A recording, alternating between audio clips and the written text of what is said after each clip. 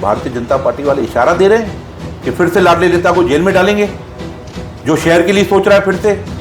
ये आयु में भी आज पप्पू कालानी जी फिट है, तंदुरुस्त है, तो ये लोगों की दुआएं हैं, लोगों का आशीर्वाद है। ओमी कालानी दे रहे हैं तो ओमी कालानी राजनीति से कुछ इमारतें नहीं बनाएगा, कुछ बिल्डिंग नहीं बनाएगा, कुछ रिजॉर्ट नहीं बनाएगा, कोई टेंडर नहीं लेगा, कोई फाइलें चोरी नहीं करेगा।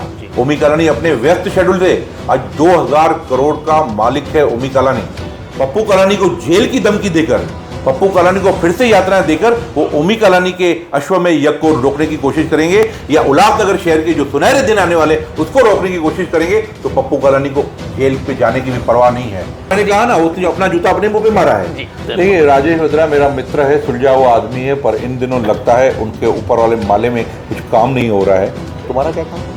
Who are you? मेरे अंगने में तुम्हारा क्या काम है? नमस्कार दर्शकों, मैं नीरज अरवानी हर दिन अग्निपथ के नए सत्र में आप सभी दर्शकों का हार्दिक स्वागत करता हूं। चलिए रुक करते हैं खबर की ओर। दर्शकों, कहते हैं कि अक्सर दिल की बात ज़बान पर आ ही जाती है।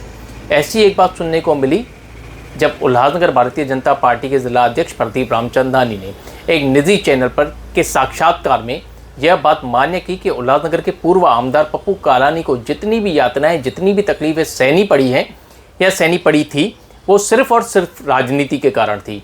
उन्होंने धमकी भर में स्वर में यह भी कह डाला है कि अगर पप्पू कालानी को फिर से जेल नहीं जाना है तो उन्हें राजनीति से दूर रहना पड़ेगा। पप्पू कालानी इस उम्र में 75 साल में और कोशिश कर रहे हैं कि अपने पुत्र को आमदार बनाने के लिए। अब मुझे तो भय लगता है कि आज फिर उनके ऊपर समस्या खड़ी न हो जाए। एक आपराधिक छवि वाला व्यक्ति चुनौती देता है कि अगर मुझे तूतारी की टिकट नहीं मिली तो मैं अपक्ष चुनाव लड़ूंगा। कि जो जितेंद्र आव्हाड जी हैं, जो कि सिंधी समाज के द्रोही हैं, समाज द्रोही, वरना इस उम्र में आप फिर से इन चीजों में अपने आप को कठिनाइयों में लाओगे, वो ठीक नहीं होगा। इस पूरे संदर्भ में टीम ओमी कालानी के प्रवक्ता मनोज लासी से हर दिन अग्निपथ की टीम ने एक मुलाकात ली और उनसे काफ़ी सारी बातों पर विचार विमर्श और चर्चा हुई।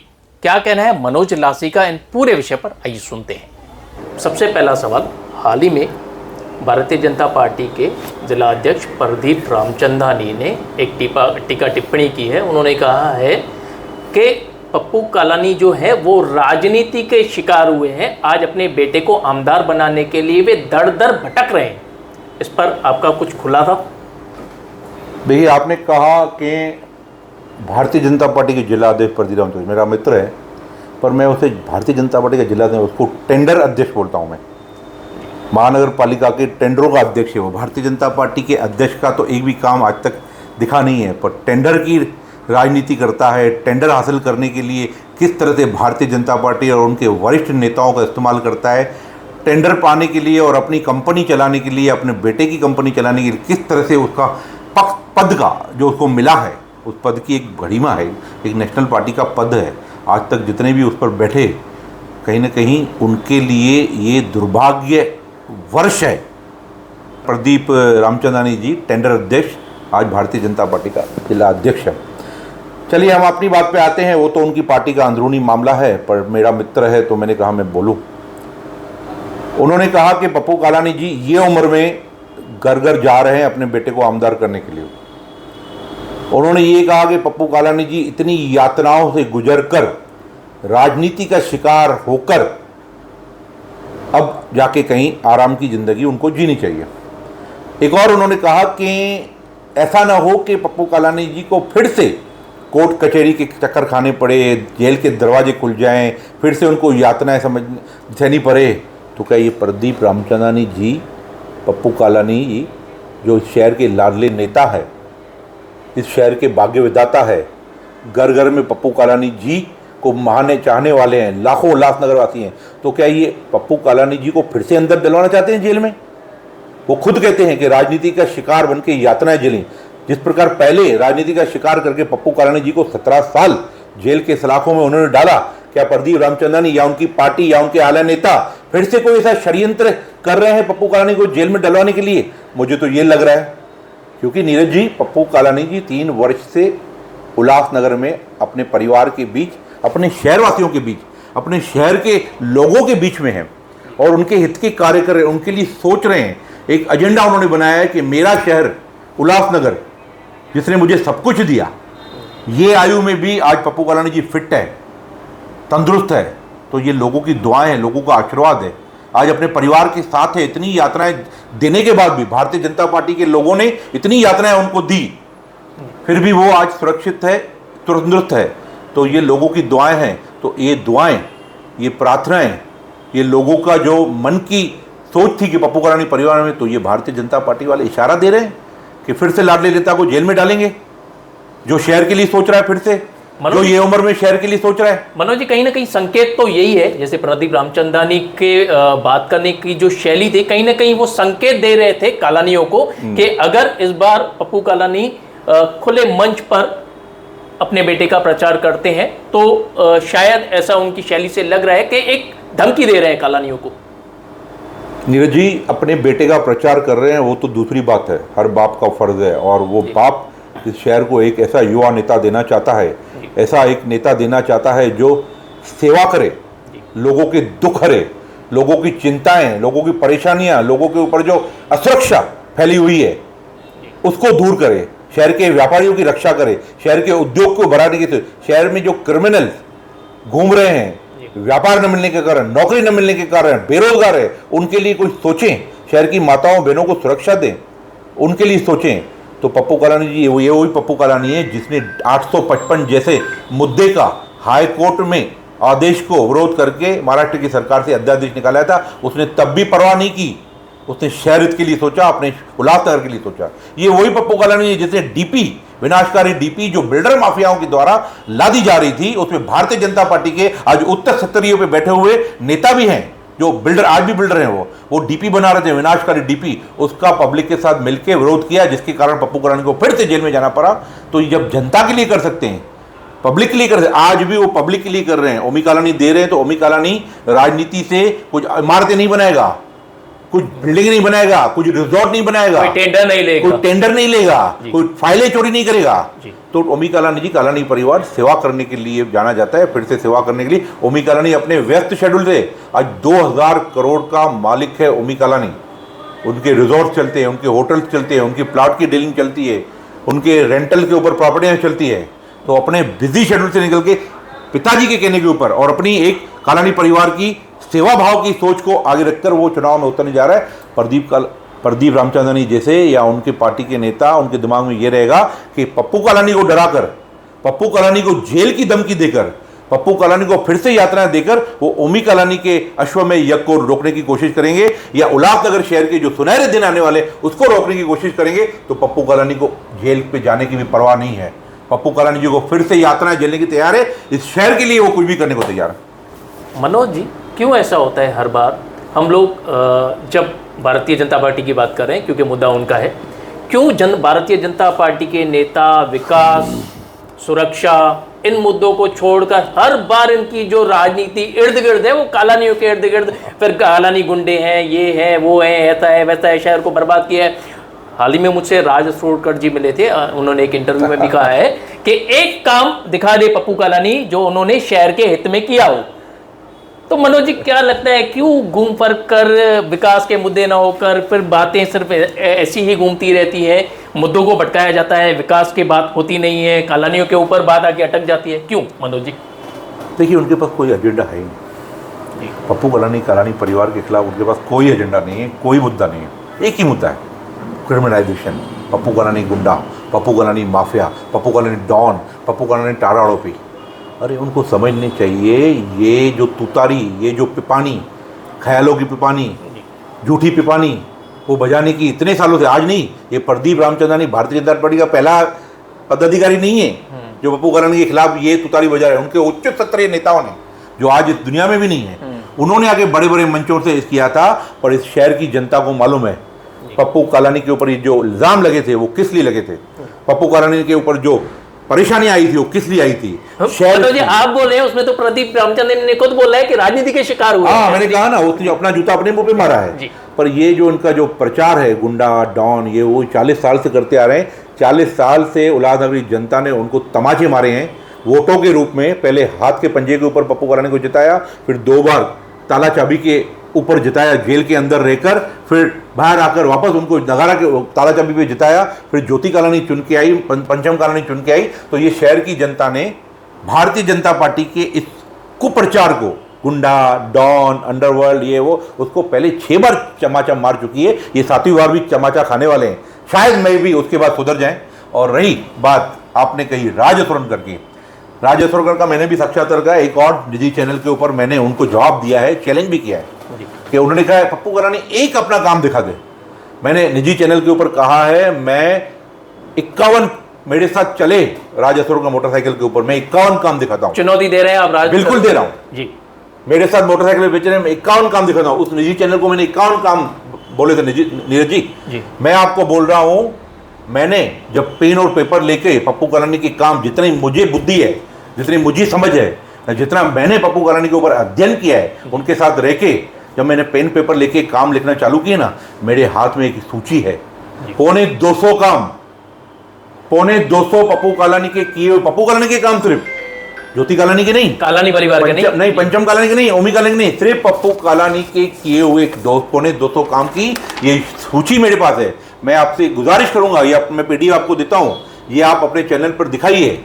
और इसके बाद भी अगर संतुष्टि उनको नहीं लेते तो मैंने तो 50 काम के लिए चैलेंज पहले ही किया है, अब मैं पौने 200 कामों का चैलेंज करता हूं कि मेरे साथ चले।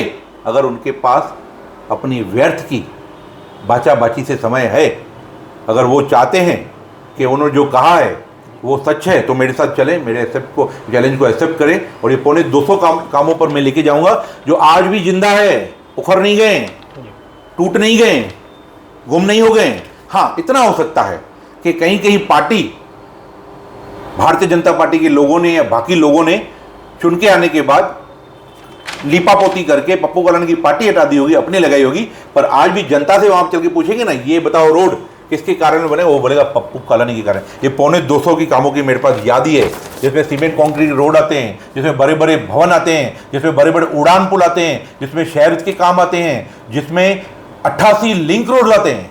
आज शहर में इतनी ट्रैफिक की समस्या होने के बाद भी शहर थोड़ी बहुत जो सांसें ले रहा है ना, तो ये पप्पू कालानी के किए हुए 88 link road, cement concrete road आज भी जिंदा है, शहर में है, पार्टियां लगी हुई है, पत्थर लगे हुए, माइलस्टोन लगे हुए हैं। मनोज जी, काफ़ी सारे कार्य हैं। 2009 में कुमार इलानी पहली बार आमदार चुन के आए थे, अभी भी आरोप प्रत्यारोप तो होते रहते हैं। फिर उनके बाद 17 में चुन के आई, पहले 9 में शायद उनके पास ये बहाना होगा कि सत्ता राष्ट्रवादी कांग्रेस पार्टी की थी, फलाना नंडिम का। लेकिन अब तो उल्लासनगर में, विधानसभा में, केंद्र सरकार भी उनकी, उसके बाद भी शहर की हालत बद से बदतर। मनोज जी, बद से बदतर बोल रहा हूँ मैं, क्योंकि हम लोग ग्राउंड पे रहते हैं, लोगों से मुलाकात लेते हैं। आज एक उल्लासनगर का आम आदमी काफ़ी त्रस्त है। देखिए, पहली बार ऐसा हुआ है उल्लासनगर में गली से लेकर दिल्ली तक एक ही सरकार है। जी, मेरा सवाल इसीलिए था आपसे। आमदार बीजेपी का, महाराष्ट्र राज्य में महायुति की सरकार, जी, दिल्ली में एनडीए की सरकार, मोदी जी की सरकार। पहली बार ऐसा हुआ है, आज तक ऐसा सीक्वेंस कभी नहीं हुआ है, पहली बार हुआ है जिसका। और मुख्यमंत्री महाराष्ट्र डिस्ट्रिक्ट का, तो उसके कितने फायदे स्थानिक आमदार ले सकता था या स्थानिक भाजपा ले सकती थी। वो उल्लासनगर को सही मानों में सिंगापुर बनाने का समय अब आया था, जो पप्पू कालानी ने सपना देखा था, पर दुर्भाग्यवश वो हमारे शहर में हमसे बीच में चले गए। दिल्ली से लेकर गली तक होने के बाद भी शहर की ये दुर्दशा है, उससे कोई दो राय नहीं है। आप हम सब अंधे बन के, गूंगे बन के, बहरे बन के नहीं घूम रहे हैं, शहर की ऐसी हालत है। लॉ एंड ऑर्डर का इतना बड़ा प्रॉब्लम, सरकारी विभागों में धांधली, भ्रष्टाचार, 24 विभाग जो आमदार के अंदर में आते हैं और पूरी तरह से भ्रष्टाचार फैला हुआ है, आम पब्लिक की कोई सुनवाई नहीं है। इसमें पूरी तरह से विफलता है। आमदार कुमार इलानी जी फंड लाए हैं, चाहे वो मुख्यमंत्री का, केंद्र सरकार का, MMRDA का, DPDC का, मूलभूत का या आमदार निधि का, स्थानिक आमदार निधि का, कितना 108 करोड़ रुपया 2.5 साल में 108 करोड़ लाए हैं। पर वो फंड कहाँ गया है, मोटा मोटी मैं आपको बताता हूँ। 6 करोड़ के स्टील के बेंचेस, 29 करोड़ के नाली और गलियां क्षेत्रों में, 25 करोड़ के सभा मंडप, शमशान भूमि में काम और उद्यानों में काम। इसमें एक मुझे काम ऐसे बता दीजिए कि शहर का कोई बड़ा रोड हुआ हो, शहर की कोई उड़ान पुल हुई हो, शहर को एक बड़ा उद्यान मिला हो, शहर को एक हॉस्पिटल मिली हो, शहर को एक कॉलेज मिला हो। कल राजेंद्र चौधरी भी नाराज दिखे एक प्रोग्राम में। आमदार थांबतील, मी काय थांबणार, मी पाया पडून जाणार आहे. अरे चलो 2 मिनट बात तो करने दो. भाऊ आम्हाला विचारलं लोकांना, लोकप्रतिनिधींना, मॅडम काय केलं 76 वर्षात, काय सांगायचं मीडियाला, काय सांगायचं सांगा, काय केलं उल्हासनगरमध्ये, तुम्ही उल्हासनगरमध्ये राहता, काय झालंय, एक काम सांगितलेलं करत नाही.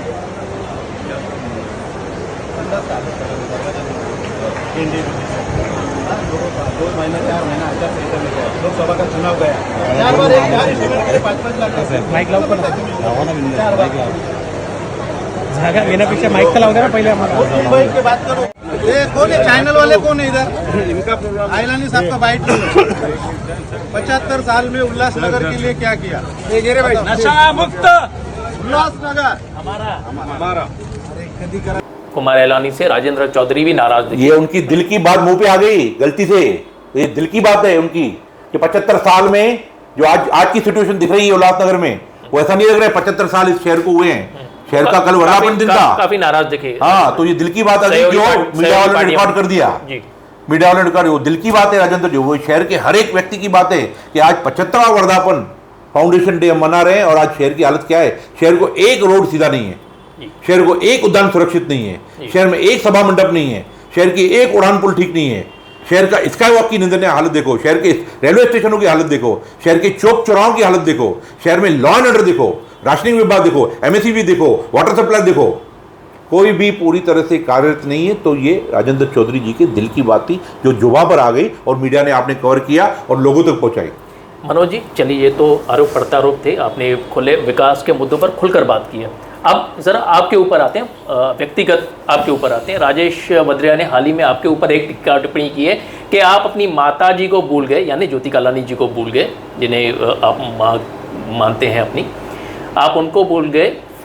एक बैनर में उनका फोटो नहीं था, उस ग्रुप में मैं भी हूँ, मैंने भी पढ़ा था राजेश जी का वो टीका टिप्पणी, मैंने भी पढ़ी थी, उस पर आपने उनको जवाब भी दिया था, लेकिन कहाँ तक उचित है ये सब व्यक्तिगत बातें यहाँ पर लाना, कहाँ तक उचित है? देखिए, राजेश भद्रा मेरा मित्र है, सुलझा हुआ आदमी है, पर इन दिनों लगता है उनके ऊपर वाले माले में कुछ काम नहीं हो रहा है, या पार्टी ने उसको कोई जवाबदारी नहीं दी है, या कोई धंधा व्यापार बरोबर नहीं चल रहा है, तभी इस तरह की उटपटांग और बिना सिर पैर वाली बातें कर रहा है। बैनर में फोटो नहीं है, इसका फोटो नहीं है, माँ को भूल गए क्या, ये हो गया, तुम्हारा क्या काम, हु आर यू, हमारे मेरे अंगने में तुम्हारा क्या काम है, तुम तुम्हारी पार्टी का देखो, तुम चाहो तो अगर तुम्हारी पार्टी में तुमको कोई पोजीशन चाहिए, तुमको कोई जवाबदारी चाहिए, तो मेरे मित्र प्रदीप रामचंद्रानी को मैं बोलूं या कुमार जी को मैं रिक्वेस्ट करूं, पूर्व में उनके साथ मैंने काम किया, मुझे लगता है थोड़ा बहुत इतना तो मानेंगे कि राजेश भद्रा को बिजी करो, राजेश भद्रा जी को कोई काम दो, जैसे वो बिजी रहे, बिजी नहीं रहता है तो वो नोचा नोची करता है, बाल की खाल निकालता है, उसमें वो कोई उसमें तवज्जो ज़्यादा दूँ मुझे नहीं लगता है। मनोज जी एक और बात थी, उसी व्हाट्सएप ग्रुप में उसने आपके ऊपर ये कहा कि आपने पहले भी कोशिश की है मुझे फंसाने की, हालांकि आपने जो लिखा था वो ये लिखा था कि आप बोलो तो मैं कोणार्क में बात करूं, आपको काम दे देंगे, लेकिन उन्होंने बाल की खाल जैसे आपने बोला, सबने समझा मैं उनको क्या बोलना चाहता हूं, मैं उन्हें क्या तंज करना चाहता हूं कि तुम फ्री बैठे हो, तभी इस तरह की बातों में ध्यान जा रहा है। कोणार्क में मैं लगा बोलूं तो कुछ करें, या टिटवाला में तुम्हारा प्रोजेक्ट की बुकिंग नहीं मिल रही है तो उधर कुछ हम अपने मित्रों को बोले, मैंने कहा ना फ्री बैठे, एकदम फ्री बैठा है, ना पार्टी कोई काम दे रही है, ना जिलाध्यक्ष पूछ रहा है, ना आमदार पूछ रहा है, ना उच्च स्तरीय डोंबेली के नेता उसको पूछ रहे हैं, ना कोणार्क में आज तक उसमें उनका आज तक कुछ लेना देना अभी रहा है, आना जाना हुआ है, ना ही उनके जो बोर्ड्स का कोई काम करता है उसमें कोई आजकल रस बचा है।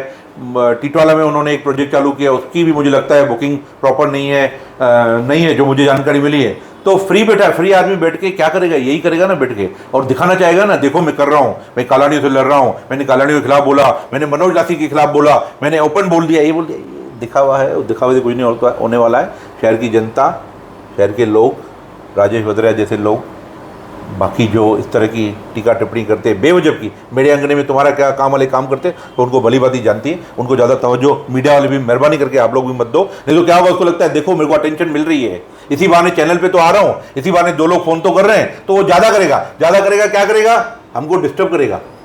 हम जिस शहर के हित के लिए काम कर रहे हैं, सोच रहे हैं क्या करना चाहिए, कैसा करना चाहिए, और किससे दुरुस्ती होनी चाहिए, लोगों तो कैसा पहुँचना चाहिए, खाली वक्त बैठ के, अभी भी देखो आपने ये सवाल निकाला ना, एक आधा मिनट हमने बात की ना, तो आपका चैनल भी तो इतना उसकी तरह फ्री नहीं है ना ही मैं फ्री हूँ, तो क्यों हम अपनी एनर्जी और समय गंवाएं। मनोज जी, आखिर में एक सवाल, अगर ओमी कालानी जी चुनकर आते हैं, आमदार बनते हैं, तो सबसे पहले आपकी प्रायोरिटी क्या रहेगी शहर के लिए कि नहीं ये बहुत जल्दी में, बहुत जल्द, जितना जल्द हो सके ये काम हम लोगों को शहर। देखिए, हमारी प्रायोरिटी 25 का पॉइंट्स का जो वचननामा मैनिफेस्टो हमने गोवा के समिट में घोषित किया, हमारी प्रायोरिटी होगी उनको 5 साल में किसी भी तरह कार्यान्वित करना, उसके लिए उसको अमली जमा बनाना, उसको एक्चुअल रूप देना। पर आप पूछेंगे प्रायोरिटी क्या रहेगी, तो मैं कहूँगा ये मेरा शहर उद्योगपतियों का शहर है, कारखानेदारों का शहर है, व्यापारियों का शहर है। मेरे शहर में कोई ऐसी टूरिज्म पॉइंट नहीं है, कोई ऐसे बड़ा समुद्र बीचेस नहीं है, मेरे शहर में ऐसा कोई ऐतिहासिक कोई किला या धरोहर नहीं है। पार्किंग की तकलीफ है। मेरे शहर में एक ही चीज़ है, उद्योग, व्यापार, धंधा। इसके लिए मेरे शहर में आसपास के शहर के लोग आते हैं कि मेरा शहर का व्यापारी सस्ता माल बनाता है, अच्छा माल बनाता है और वैरायटी का माल बनाता है और लेटेस्ट बनाता है। इसके लिए मेरी शहर की मांग है। तो मेरे शहर जो आज पूरे थाना डिस्ट्रिक्ट और पैन मुंबई सबब में सबसे बड़ा औद्योगिक क्षेत्र है, चाहे वो स्मॉल स्केल हो, बिग स्केल हो या लघु उद्योग हो, उसमें सबसे बड़ा औद्योगिक शहर है। पर दुर्भाग्य से मेरे शहर को एक भी MIDC नहीं है। मेरे पास में अंबरनाथ है, आधा है मेरे शहर से, उसको 2 MIDC 3 MIDC है, कल्याण में MIDC है, थाना में MIDC है, छोटे छोटे शहरों में बहुत MIDC है। तो मैं चाहूँगा सबसे पहला काम मेरा युवा नेता, मेरा मित्र ओमी कालानी जी, पप्पू कालानी जी के मार्गदर्शन में करे, तो शहर के व्यापारियों के लिए करे, जो शहर का नाम आज इस सिचुएशन में भी लच्चर पोजीशन है शहर की, लड़खड़ा रहा है, पर व्यापार, उद्योग, कारखानों की वजह से शहर का नाम रोशन करके बैठे हैं। तो उन व्यापारियों के लिए, उन कारखानेदारों के लिए सबसे पहले औद्योगिक क्षेत्रों में सरकारी योजनाओं का जैसे लाभ मिल पाए, पानी का बिल कम हो जाए, लाइट का बिल कम हो जाए, गवर्नमेंट की सब्सिडी उनको मिले, तो MIDC जल्द से जल्द पहला काम ये होना चाहिए। ये जो मेरी अपनी सोच है। हरदिन अग्निपथ से बातचीत करने के लिए धन्यवाद। धन्यवाद, थैंक यू।